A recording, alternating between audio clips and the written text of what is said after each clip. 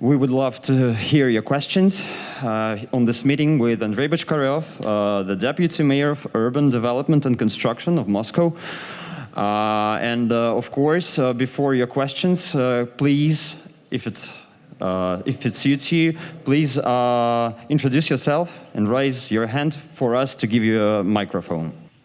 Hello, hi, good morning. My name is Silke Bigalke. I'm working for German newspaper Süddeutsche Zeitung, and I've lived here in Moscow for some time now. And I have a question to your large-scale renovation program, where you replace these typical Moscow five-story buildings with new buildings. And first question is about the scale. So how many apartments do you replace?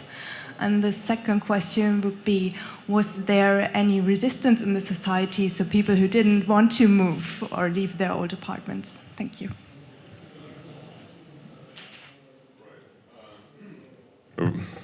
Okay. Hello, everyone. Definitely our program, so-called renovation program, is targeting the replacement of not the old five-story buildings, but the buildings which are running out of the designed life, the operational life, because they were designed and constructed to last for about 25-30 years. And all the engineering factors not allow us to keep them for longer, because they are not safe right now. They are not capable of doing the safe dwelling function. So around 5,170 such buildings. Actually, they're not the same type or the same designs. Some of them, they have different shape, and they were constructed in various period of time. Roughly, they all consist of around 16 million of square meters of apartments altogether. How many exactly apartments block? We don't count that, but we calculate around 1 million people who live there right now. So within like 15 years, we are planning to replace those buildings with the new multi-story apartment blocks, which will be built in place of those such housing. So that's a really great task. It's a very ambitious. It's very difficult. Unfortunately, we do have some people who do resist of relocating for various reasons. Some of them just maybe against of anything, right? That program is really unique because not many countries actually offer their people actually free of charge, completely new place to live. But when we were calculating the amount of money which we will need to invest on those old buildings to support them, we understood that those money will probably exceed the amount of money or amount the investment we need to build new apartments, new housing. And that was not an easy decision, but the city government decided to go through that program. When we started this I would say, operation, we definitely had some resistance, but right now, when we build new housings, new buildings, almost 99% of people, they move to a new place within like 1 month. We were expecting like 3, 4, 5, 6 months before people get accustomed to new situation. But right now, so they move in very quickly. So we have, and now we see people who were resistant to that program. Right now, they want to vote to come back to the program because the existence in this project, we actually asked people. We had two tours of election, or let's say voting, for asking people whether they want or not to go and participate in the program. Right now we see the complete vice versa movement, so they want to come back. Okay, so have I answered your question? Yeah, okay. Hi, my name is Andrew. I'm a journalist from New York. And on the same renovation program, could you just describe the few basic big steps involved? Like, how do you decide which districts or which areas to first prioritize? And then in terms of this process of convincing and telling people, hey, you can move to a new apartment, do you always kind of pre-build, so build some in empty green space or brownfields around in the same district, new housing, and then move some people and then tear down the old ones, or what's the kind of process of the timeline? In our city, we do have a control and surveying of all the buildings and all the facilities which exist in Moscow. We do know exactly almost every building, the age of that building, the time it was constructed. We do have we do inspection and surveying of the technical conditions of all the buildings. It's our, let's say, own running program. We have special service which is doing this task. So by the time it was back in 2017, you knew exactly how many buildings or how many housings or these multi-story apartment blocks, what conditions they have, what problems they have, technical problems in terms of structures, in terms of internal engineering utilities, and we knew exactly how many buildings we would like to put in this program. So it wasn't a problem for us at all. So we knew, and as I said, it was quite easy to get this list of the buildings. During this, let's say, communication with the people, of course, some of those buildings, they didn't wanted to participate, so we just excluded them from the program. So, and we put together these 5,172 apartment blocks. During the preparation or during the discussions with our citizens, we built a mock-up of exactly the future or possible like a house, how it will look like. We put together the interior with the furniture, with all the finishing trims, doors, windows, anything. So many people actually visited that exhibition. And the new, because we also did a very heavy, I would say, advertisement program. And the communication with people was very broad. So almost like half of the people, they knew exactly how it will look like, and that's why they participated and they voted for doing this program. Now, first step for this, I would say, project is for us was very difficult to find so-called starting construction sites. Actually, we're doing the program simultaneously in all districts of Moscow. There are like 500 construction sites. Let's say we call them starting sites. Right now on the different stages. Some of them under construction. For some sites we're doing the design work, construction design drawings. Some of them going through the pre-permit stage, so on. We already moved like 30,000 people already moved to the new buildings. When we relocate people, we take this old or existing building, we actually demolish it.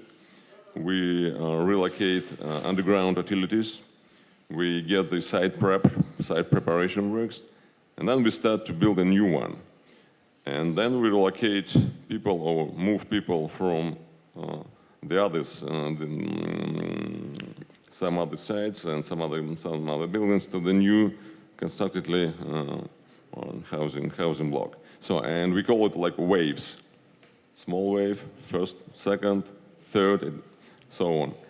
One wave takes around 3-4 years, including all actions like demolishing, design, construction, relocation of people, moving of people.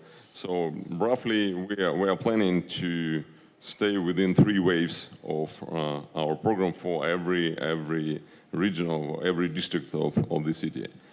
Not an easy task, but we're sure we will be successful on that. We have special vehicle. The company was designed for that. It's Moscow Renovation Fund. It's actually the project or program management team, consists of around like 1,000 people. We have teams working for in every district, which are, as I said, there are 52 of them.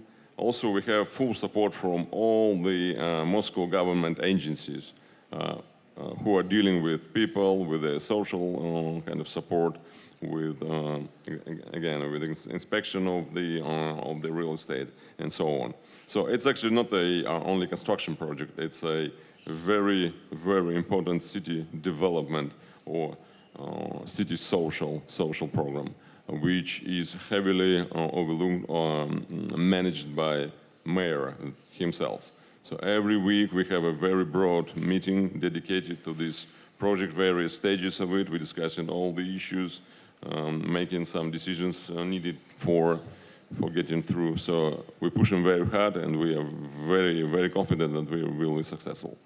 Thanks. Any other questions? Yeah, thank you.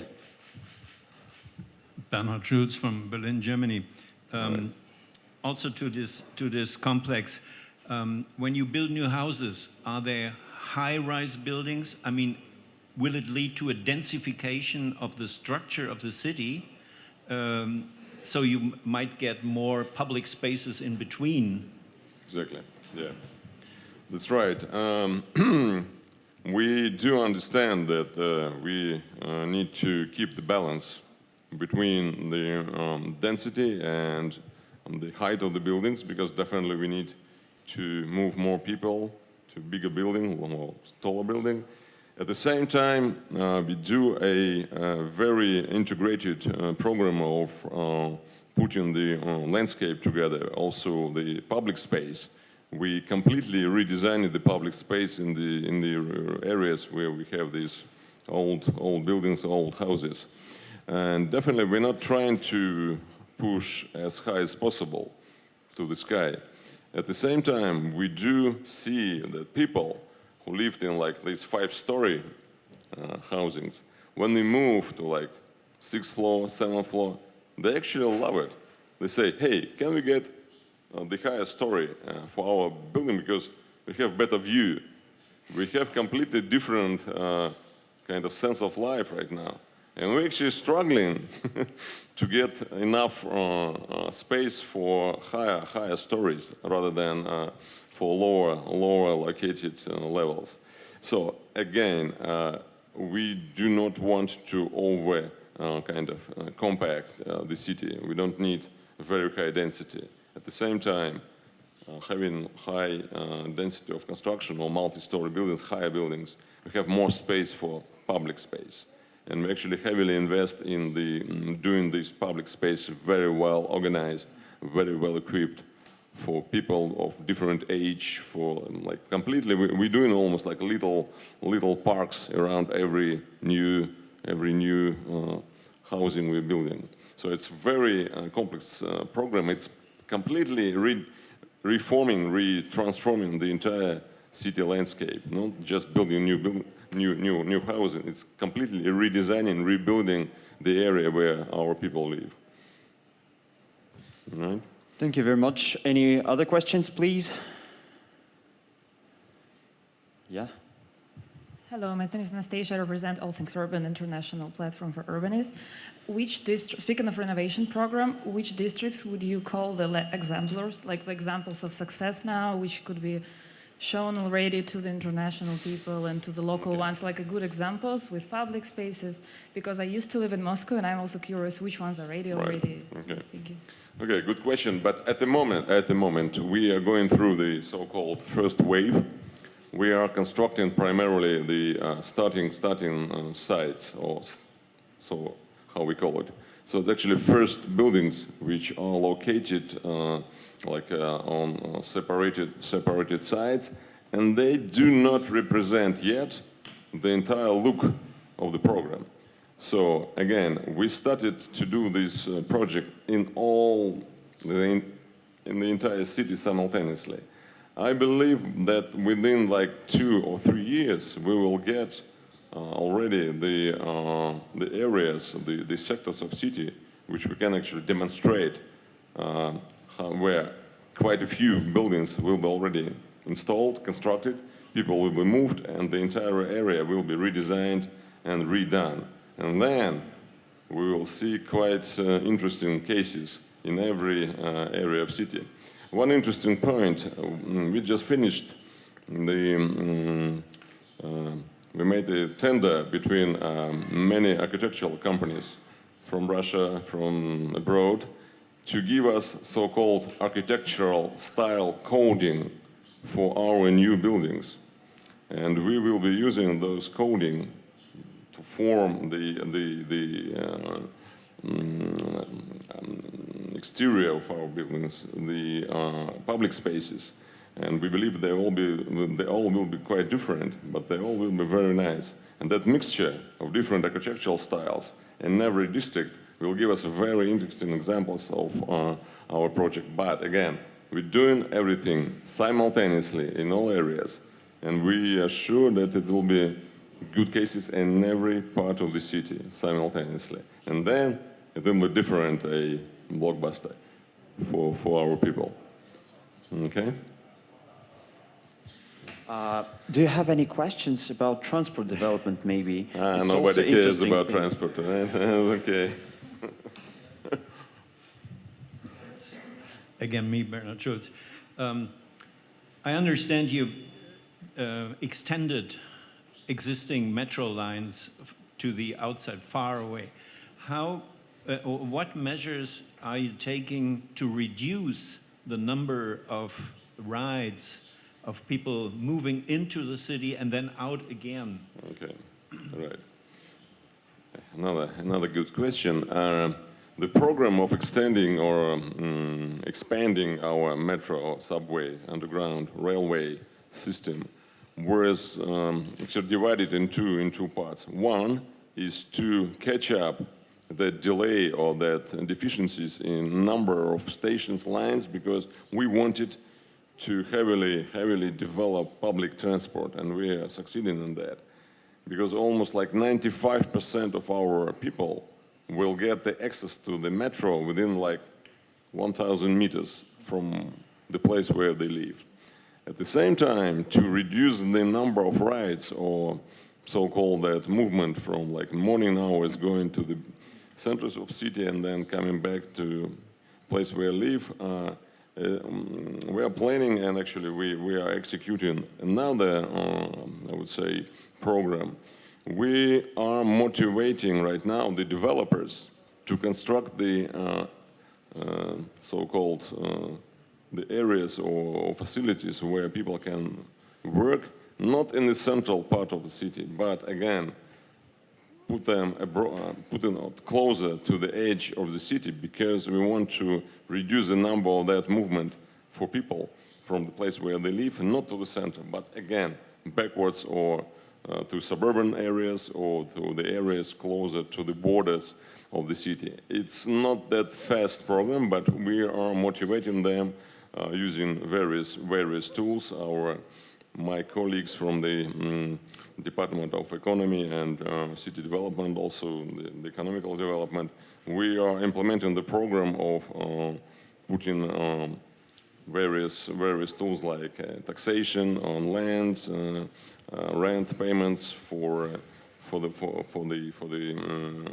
city land, and also that's why we want to go from both ways, constructing more infrastructure and get it to use, kind of unload that infrastructure during peak time or rush hours to relocate the directions of people movement. Okay? Some other questions? Thank you for my second question. One of the most important topics here in the forum, where it's everywhere present, is the COVID pandemic.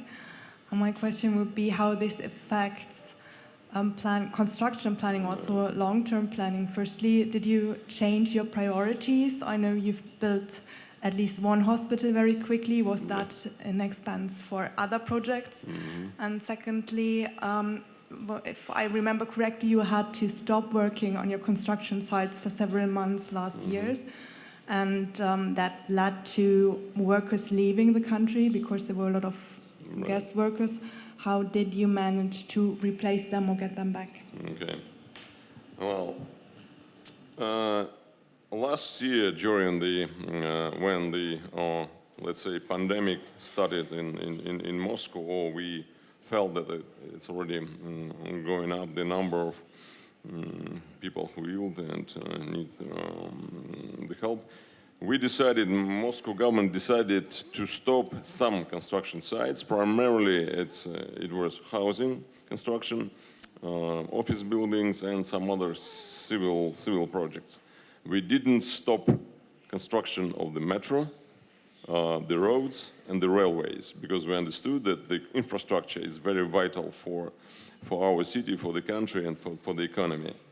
We kept that lockdown of construction sites for about like 3 weeks in May. And then we started to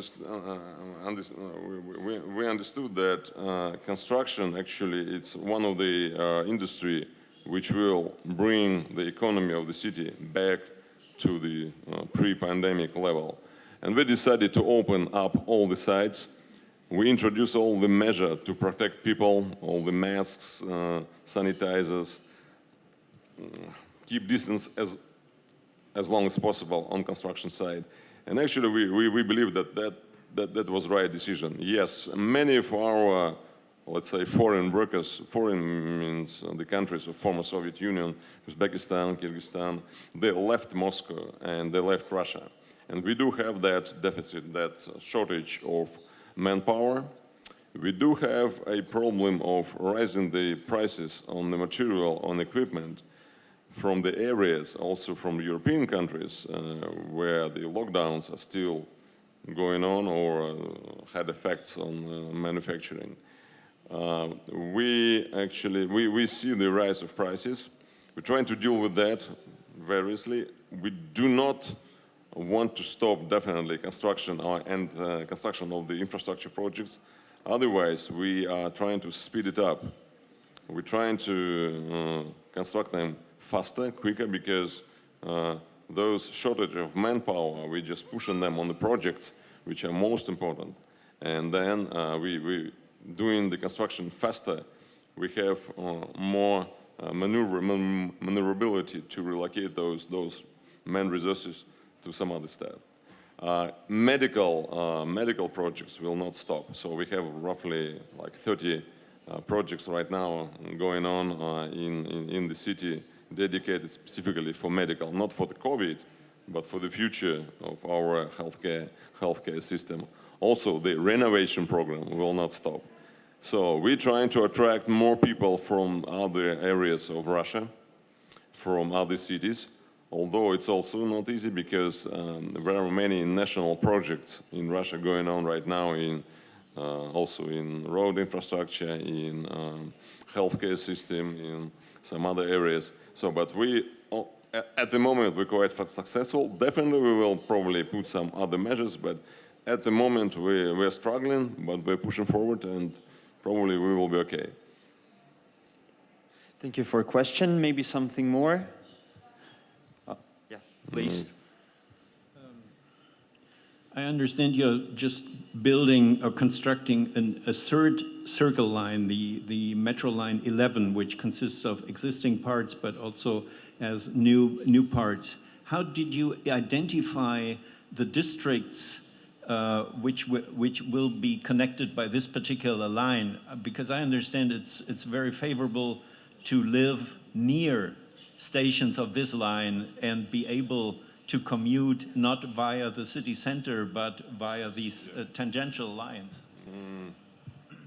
The idea of getting all our radial lines, because Moscow metro system was, should consist of like a radius of metro lines, and to get for the people to get from other, let's say, sector of city to the neighboring, they would need to go to the center, get the interconnection, and then come back on the neighboring line, back to like maybe 1 kilometer from the place where they live. The idea to build a large circle line was in the air for like last 20 years.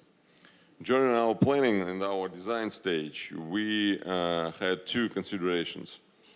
One is to allocate the area where we can, or where we want to put the station, and also we had limitations on existing situation on the surface, because the city is heavily built, and we were trying to find a place where to put the construction site, where to place the new station, and the third consideration, to put it as close to the existing line, the radial line, to get that interconnection, because we need to integrate all the lines together. So, and that circle actually formed while we were kind of considering those limitations, those factors together. Right now, we already built 10 stations out of 30. This year, we are right now pushing by the end of the year to complete 10 more. And next year, we want to actually get the circle connected by the end of next year. Actually, almost like 1 year ahead of our previous schedule. We are planning to build that circle by 2023. Now, we're pushing to get it 2022. Okay? Thank you very much. Maybe other themes?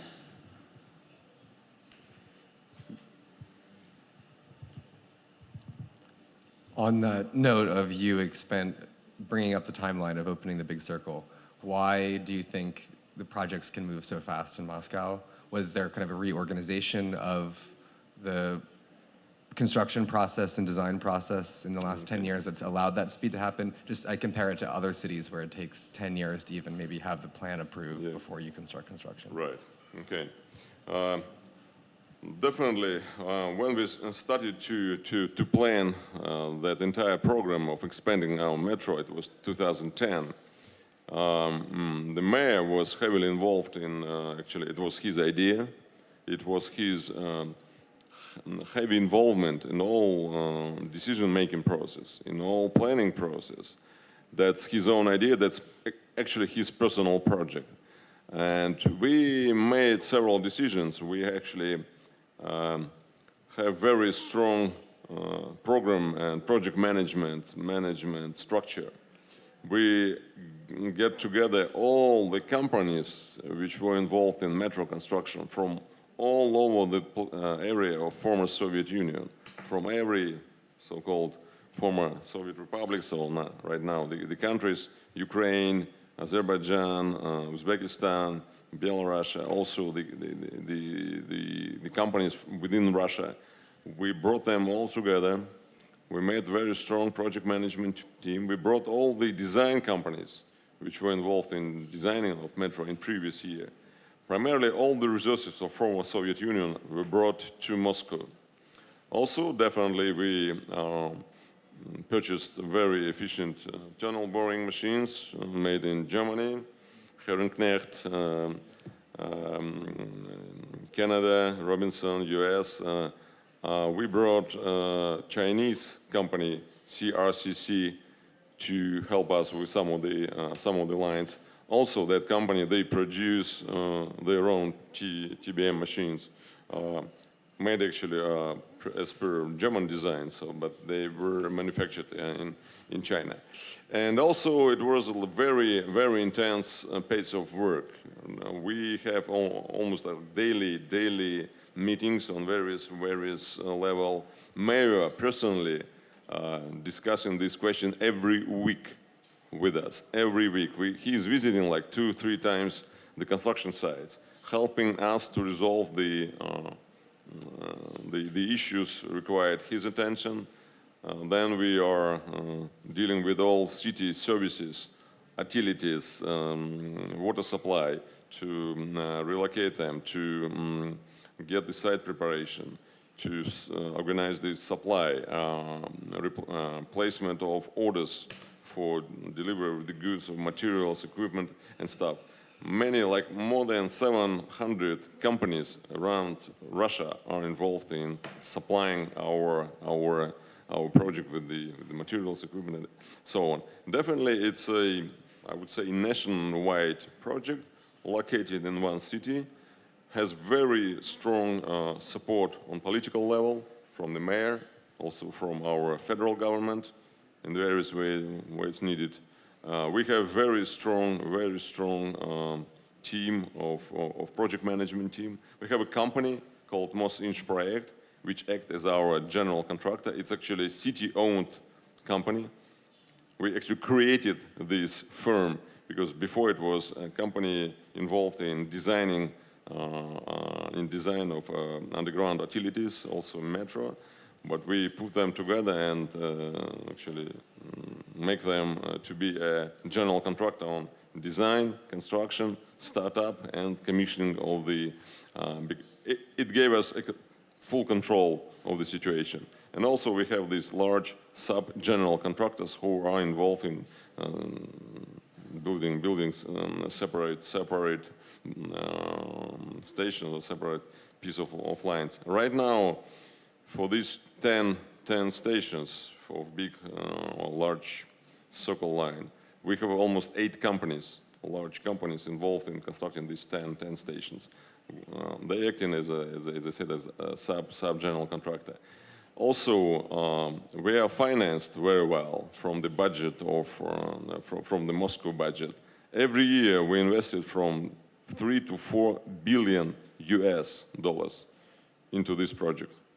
Every year, starting in 2010, 11, and then every year we were actually heavily investing and supplying the finance for this job, for this project. Every year from 2 to 3 US billion dollars, or like 2 billion euros every year. That concentration of political resources, administration power, managerial skills and the resources, financing, also the heavy involvement of many companies, right, and very strong management. We work 24 hours, like 24/7 every day for the last 10 years, because we understood that it's a very important project for us. It's a vital project for Moscow. That's why we invested. We actually placed so much resources, so much effort in this program. And as you see, we were succeeded. As I said before, over the last 10 years, we constructed 60 underground stations and 30 above ground, or the stations which consist of Moscow Central Ring, which actually are railway system, but they are heavily interconnected with the metro. That's why they count them together, because they work under management of our Moscow Metropolitan Company. It's the same management, same pace of operation, same ticketing process, and same system. Almost like 90 new stations over 10 years. Right? Something more? Or yeah, thank you very much.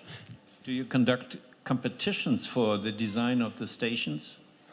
Yes, we do competition. We do tender for the engineering design, structural design, and also for some architectural, let's say, interior design, which is separate issues. We don't do it for every station. Sometimes we're just using the, let's say, our internal considerations, our internal discussions within our Moscow government agencies. But sometimes we do the competition, let's say, tender between the architectural firms to get some extra, let's say, some special design of interior or exterior for some of the stations. For example, we do have a winner, Zaha Hadid, for one of our stations, the Klinova Boulevard. We want to construct it in next year. It's part of our big Circle line. Also, we had for our so-called Solntseva line, we had 3 international competitions for interior design of 3 stations. They were completed in 2018. Yes, we are exercising some of these activities because we want Moscow metro is not just a transportation system. It's part of Moscow landscape. It's more than just transport. It's part of city, part of the above ground cities or city or streets or roads and stuff. And many people spend quite large amount of time underground using this metro, going back to work, or going to work back to home. And for them, for us, it's very important that they will see very nice, very interesting interior design of stations, because it's quality of life, quality of city, and the fulfillment and feeling of our people. For us, it's very important. And actually, the decision of mayor, he said, let's build nice stations. It costs a little bit more, but it will last longer. It will get better pleasure for our people, better quality of life for our citizens and guests of Moscow. All right? Thank you. Anything else? Yeah, we have a question here. Are there any other big significant projects in Moscow that you can highlight which show Moscow as the leader in urban development, and maybe there is some which you really feel personally proud of, like you're part of? Right. Also, another large infrastructure project we are talking about, it's construction of our roads, bridges, and road system.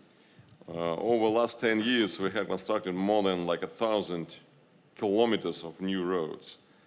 It's around 18% of all the road system which existed in Moscow before.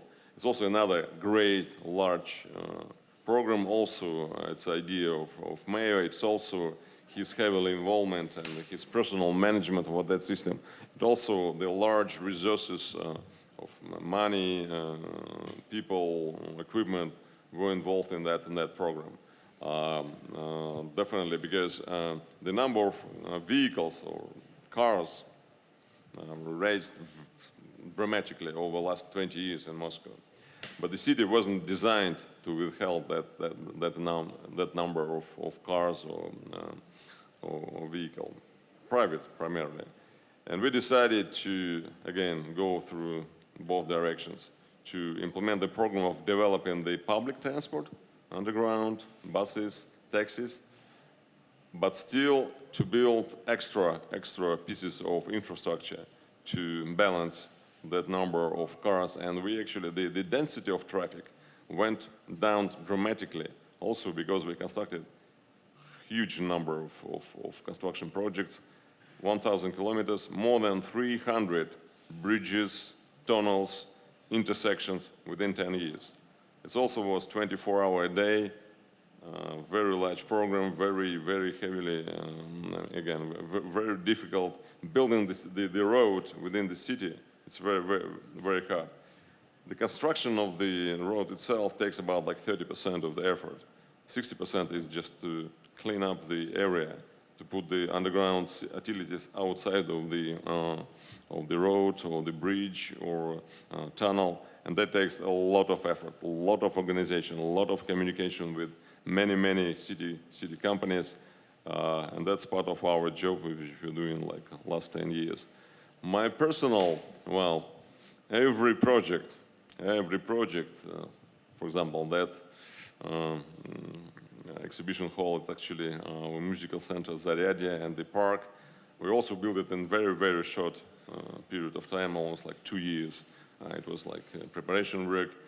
Every project we are building was our little victory or large victory, because they were constructed in a very short period of time with very intensive scale of operation. And every time I travel within Moscow, sometimes I just tell myself how we could build that in that time. It's just simply impossible. But we did that, and we are sure we will do it again if it's needed, and we will continue to go on. Thank you for coming to Moscow. Thank you for participating in Urban Forum. Maybe next year we will show you more projects, more sites, more buildings. So thanks for participating in. Sorry? By September 2002, okay? 22, okay? Right, we'll do it together, yeah, promise.